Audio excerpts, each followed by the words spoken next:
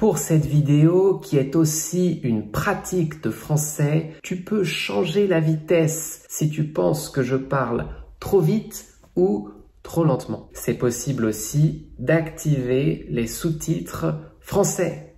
Alors voilà, pour apprendre rapidement le français, en fait, je ne recommande pas les films français. Je sais, c'est choquant parce que normalement, c'est une recommandation typique des professeurs, mais en fait, mauvaise dans la majorité des cas, parce que cela correspond au niveau de difficulté maximum. Donc, c'est la dernière étape d'apprentissage du français. Et oui, pour les étudiants de français intermédiaire à qui j'ai recommandé des films dans le passé, ils sont revenus vers moi en disant « c'était trop difficile ». J'ai abandonné après 5-10 minutes, j'ai perdu la motivation et la concentration.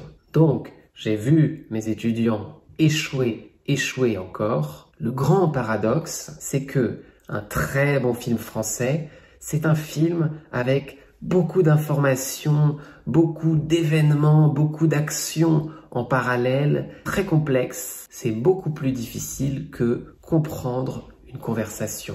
Moi-même, je peux avoir des conversations en anglais, en espagnol, en portugais, en chinois, mais les films sont très difficiles pour moi. Bien sûr, dans tous les cas, il ne faut pas utiliser les sous-titres anglais, car c'est le piège typique. L'étudiant croit progresser de manière passive, mais en réalité, sa concentration sur la langue française est très mauvaise et le progrès est très lent. Alors voilà, la clé pour apprendre le français, c'est 1. Le temps de contact avec la langue, 2. De manière concentrée et 3. Trouver des ressources avec le comprehensible input, c'est-à-dire une information compréhensible pour que tu comprennes une bonne partie de la vidéo et que ton intérêt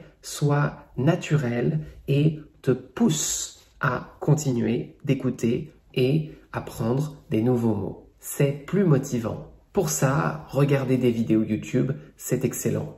Voilà.